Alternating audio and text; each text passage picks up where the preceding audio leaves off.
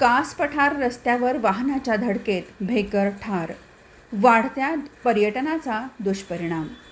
अलीकडच्या काळात रस्ता ओलांडताना झालेल्या अपघातामुळे वन्यप्राणी मृत्युमुखी पडण्याच्या घटनांमध्ये दिवसेंदिवस वाढ होते. जागतिक वारसा स्थळ असलेल्या कास पुष्प पठारावरील फुलांचा हंगाम सध्या बहरात आलाय.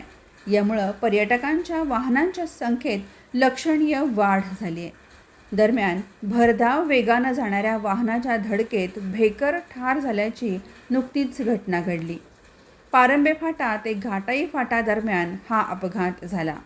कास समितीचे वाहन पेट्रोलिंगसाठी या परिसरात गेले असता भेकर मृतावस्थेत आढळून आलं. यानंतर भेकराला कास समितीच्या वाहनातून सातारा वनविभागाच्या कार्यालयात आणलं. यानंतर पशुवैद्यकीय अधिकाऱ्यांनी या भेकराचं शवविच्छेदन केलं.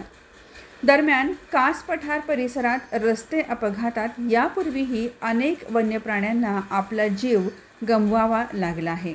सध्याच्या पर्यटन युगात पर्यटन वाढ अपरिहार्य आहे, परंतु त्याचवेळी वन्यप्राण्यांचा जीव देखील अत्यंत मोलाचा आहे.